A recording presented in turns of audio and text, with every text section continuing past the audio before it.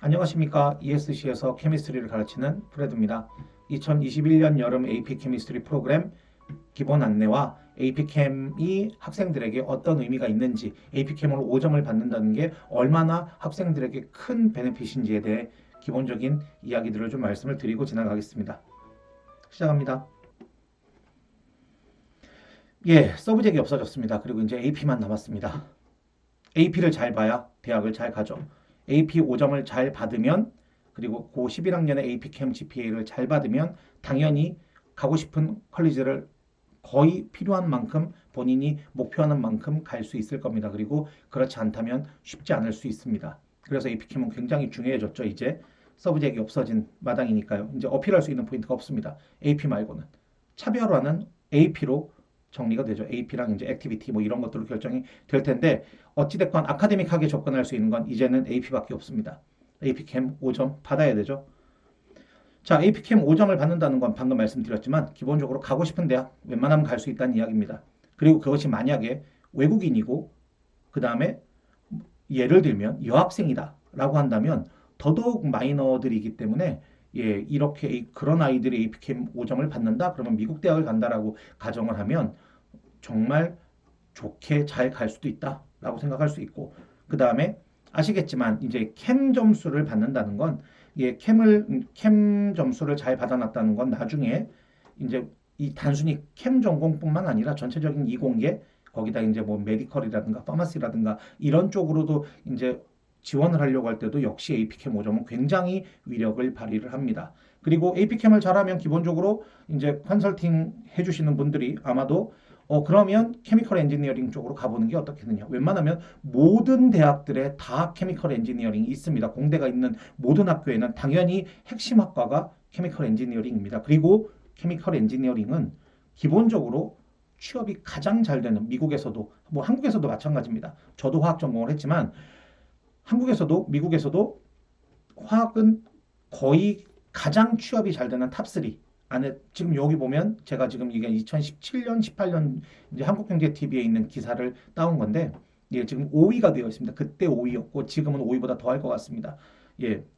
화학, 공학, 이 케미컬 엔지니어링 쪽으로 전공을 가진다는 건 나중에 이제 뭐 지금 요거 가지고 학부를 잘 졸업해서 취업을 할 때도 분명히 이득이 될 거고, 이 학부에서 다른 학부로 이제 뭐 화학으로 들어갔다가 아니면 뭐 메디컬 쪽이나 파마시 쪽으로 이제 넘어가려고 할 때, 트랜스퍼를 할 때도 굉장히 거의 잃어버리는 학점 없이 그대로 다 인정을 받으면서 넘어갈 수 있어서 기본적으로 화학은 굉장히 좋은 과목입니다. 적어도 취업이든 아니면 뭐 대학을 들어가는 것이든, 대학을 들어갈 때도 중요하고 그다음에 대학을 들어가서 졸업을 한 다음에 취업을 할 때도 굉장히 유리하게 작용을 할 수 있는 뭐 핵심 과목이다. 그리고 대부분의 회사들이 다 그렇게 화학 관련된 회사들이기도 하고, 그래서 학생들을 많이 뽑기도 합니다. 그런데 AP캠 5점 받는 비율이 9%입니다. 작년 같은 경우 한 10% 정도, 10에서 9, 좀 어려우면 9%, 좀 쉬우면 10%뭐 이 정도입니다. 예전에 바뀌기 전에는 19%, 20%였습니다. 거꾸로 생각해 보면 이제 2014년부터 포맷이 바뀌면서 거의 절반으로, 만점을 주는 비율을 거의 반으로 깎아먹었다라고 생각해도 될 정도로 굉장히 5점의 비율이 줄었습니다. 그러니까 거꾸로 얘기하면 5점을 받으면 제가 얼마나 훌륭한 사람인지, 이 과목을 얼마나 훌륭히 끝냈는지를 본인이 어필하기에 가장 좋은 수단이 될 수 있겠죠. 그래서 AP 5점이 굉장히 중요해졌습니다.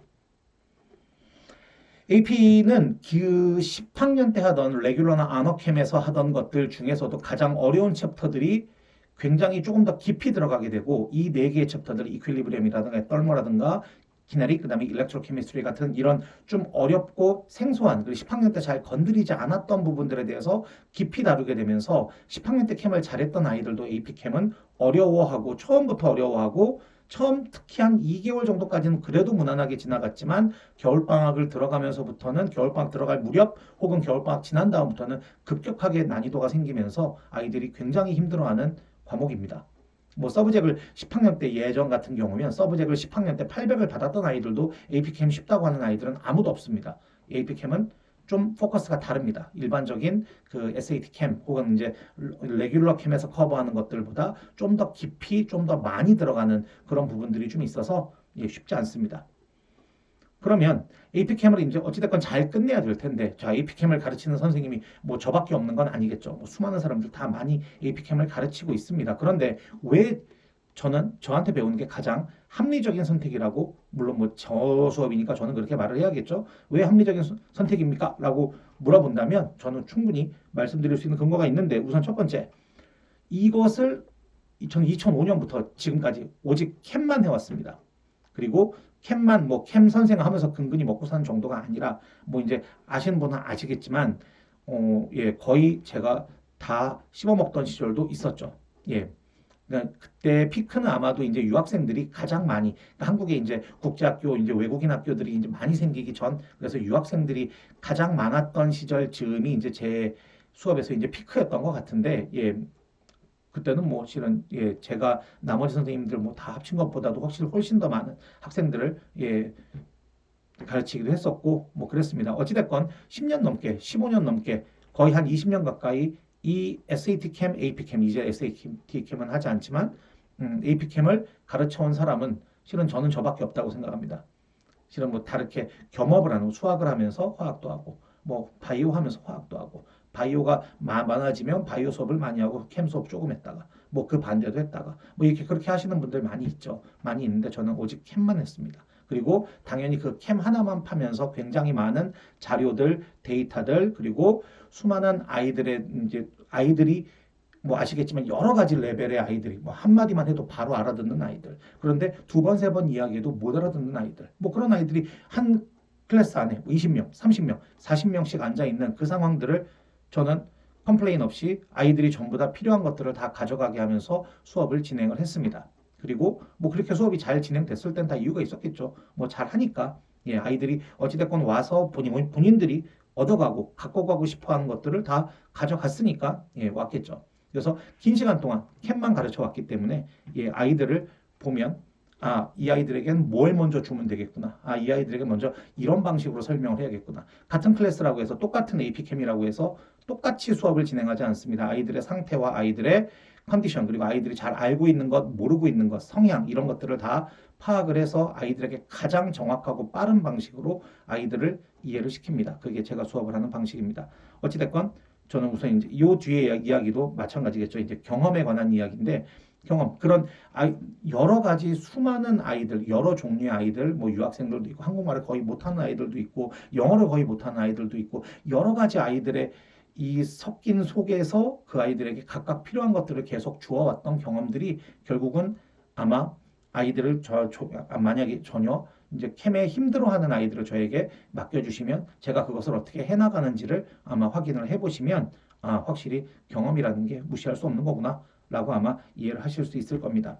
그리고 아까 뭐 제 자랑처럼 살짝 이제 말씀을 드렸지만 정말, 예, 1타였던 시절이 있었죠. 그리고 뭐 지금은 제가 1타라고 말씀드리지 않습니다. 예, 하지만 뭐 1타였던 시절이 분명히 꽤 길게 굉장히 있었고, 그러면 저는 당연히 적당히 돈을 잘 벌었겠지만 번 것을 다시 재투자를 정말 많이 했습니다. 저만큼의 자료와 저만큼의 이 책을 출간하기 위해서 쓰는 비용들, 그다음에 자료 수집, 타이핑, 그다음에 이제 책을 읽어보고 사고 또 버리고 하면서 그 발췌해내는 내용들, 이런 것들에 정말 많은 돈을 긴 시간 동안 투자를 했고, 그래서 어느 누구한테도 자료는, 그리고 아이들이 이제 접근할 수 있는 여러 가지 형태의 자료들을 제공해 주는 것은 어느 누구한테도, 예, 어느 누구랑 비교를 해도 절대 뒤지지 않는다. 뭐 제 이름으로 출간된 책이 10권이 넘으니까 당연히 그렇죠. 예. 뭐 제본을 해서 그냥 남의 책들, 뭐 그냥 미국에서 나온 거 큰 메이저 출판사에서 나온 책들 몇 개를 짜깁기 해서 그냥 문제 몇 개 붙여서 그냥 그렇게 적당히 제본한 책 같은 건 절대 쓰지 않습니다. 다 제가 직접 책을 만들고 글로 텍스트로 된 텍스트북도 제가 직접 다 씁니다. 그렇게 할 수 있는 사람 없습니다. 지금 어느 학원에도 그렇게 자기 교재를 수업하는 사람 없습니다. 정말로 텍스트화되어 있는, 뭐 이렇게 서머리 방식으로 그냥 이렇게 프린트 핸드아웃들 몇 개 주는 방식의 그런 책이 아니라 정말 텍스트로 되어 있는 글과 그림과 문제와 이런 것들이 다 본인의 워딩으로 되어 있는 책을 가지고 있는 사람은 없습니다. 제가 유일한 것 같네요. 어찌됐건, 예, 많이 번 만큼 많이 투자했습니다. 그래서 이 과목에 대해서는 정말 최고다라고 저는 분명히 자부심을 가지고 말씀드릴 수 있을 것 같아요. 예. 그래서 말씀드렸지만 아까 17년 동안 오직 캠만 가르쳤습니다. 그러니 캠에 대해서 누구보다 더 박식하고 누구보다 더 뷰가 인사이트가 있고 누구보다 더 잘 빠르게 아이들마다 좀 더 아이들이 논리적으로 이것을 이해할 수 있게 단순히 외우고 단순히 계산하고 계산기 쓰고 하는 게 아니라 정말 이해를 해서 문제를 풀 수 있는 방식으로 접근하게 해줄 수 있습니다. 말씀드렸지만 직접 책을 씁니다. 직접 책을 쓰고 매일 책 매번 해마다 보정을 하고 교정을 합니다. 지금 요거 제가 사진을 잘못 넣었는데 AP도 이런 식으로 책들이 다 정리가 되어 있습니다. 이렇게 속을 보면 이렇게 다 그림, 글 다 제가 직접 쓰고 정리한 것들 다 정리되어 있습니다. 당연히 이 일을 1, 2년 한 사람이 아니라 5년, 10년 한 사람이라면 이렇게 저는 되어 있어야 된다고 생각을 합니다. 왜냐하면 수업이라는 건 자기 방식의 이야기니까 남이 써놓은 책으로 수업을 하는 건 실은 말이 안 됩니다. 근데 그런 사람 별로 없죠. 이렇게 다 책이 있습니다. 그리고 책에는 모든 책들에는 다 이렇게 해설이 다 있습니다. 이 영어로 써 있는 게 잘 눈에 안 들어오는 아이들은 한글이 더 편한 아이들도 있습니다. 거꾸로 한글하고 영어가 같이 써 있으면 지금 이런 식으로 한글하고 영어가 같이 써 있으면 역시 잘 이해가 안 되는 아이들이 있어요. 그런 아이들은 이렇게 그냥 영문으로 되어 있는 것들 보면 됩니다. 다 있습니다. 문제가 3,000문제면 3,000문제, 5,000문제면 5,000문제 다 이렇게 영문, 한영, 해설이 다 있습니다. 이런 사람 아무도 없어요. 이렇게 언제든 필요하면 왜 저한테 굳이 매번 질문하지 않아도 물론 질문해도 됩니다. 하지만 질문하지 않아도 확인할 수 있습니다. 왜 이렇게 풀었는지. 이런 식으로 OMR 스캐닝하는 것도 10년 전에 제가 제일 먼저 시작했어요. 이런 식으로. 그때 학생들이 너무 많으니까 손으로 채점을 할 수가 없어서 이제 제가 2008년, 7년 뭐 이때쯤인 것 같아요. 그때 이제 OMR 스캐닝 시스템 하는 곳에다 이제 이야기를 해서 이렇게 만들어 달라고 제가 이렇게 해서 거의 처음 원조로 했던 사람이고요. 하여튼 뭐 이렇게 지금도 AP도 이런 식으로 다 스코링 리포트가 제공이 됩니다. 그래서 잘하는 챕터, 못하는 챕터 이렇게 다 각각 확인할 수 있고 그 챕터에서 어느 부분을 못하는지 확인을 다 스스로 할 수 있습니다. 이런 식의 분류도 실은 제가 처음 한 거죠. 제 이 경력이 결국은 유학생 이제 대입 유학생이죠. 유학생 미국 대학 가는 이 유학생들의 역사다라고 봐도 될 정도로 실은 처음부터 끝까지 제일 좋은 학원들에서 가장 크게 수업을 했던 사람입니다. 뭐 제 자랑 같지만 정말 그렇습니다. 정말 그렇고 지금은 제가 학생이 제일 많은 사람이라고 이야기는 못 하겠어요. 뭐 학생 많이 데리고 수업하는 선생님들 많이 계시니까. 근데 저하고는 약간 포커스가 달랐던 것 같은데 어찌됐건 뭐 많이 계시죠. 하지만 정말로 화학이라는 것을 그냥 매번 내신을 때우는 그런 방식의 수업이 아니라 정말 이 아이가 이 과목에 대해서 깨달음을 얻고 싶다. 이 과목에 대해서 어떤 해안을 가지는 것을 원한다. 그래서 이 과목이 이 아이에게 저주 같은 그런 과목이 아니라 축복으로 바뀌는 그런 순간으로 만들고 싶다라고 하신다면 실은 저한테 보내주셔야 됩니다. 화학은 제가 가장 잘 가르칩니다.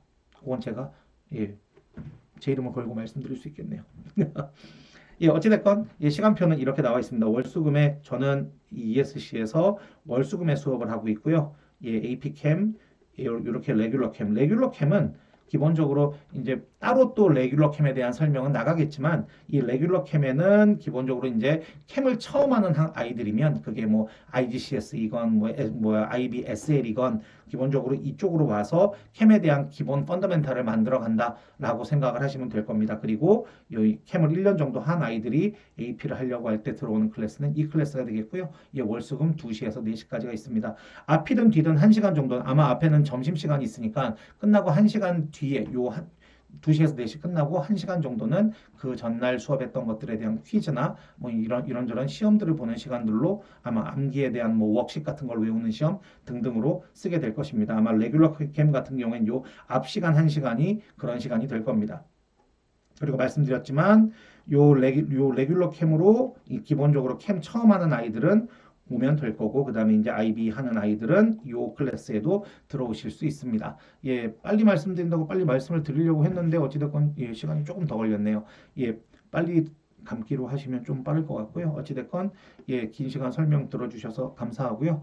예, 또 이제 레귤러 캠에 대한 설명들은 또 따로 파일을 만들어서 정리를 해드리도록 하겠습니다. 그리고 가능하면 매주마다 예, 어떻게 캠을 쉽게 어프로치할 수 있는지에 대한 짧은 동영상들을 계속 업데이트를 할 예정입니다. 예, 시간 나시면 한 번씩 방문해 주시고 예, 그래 주시면 되겠습니다. 감사합니다.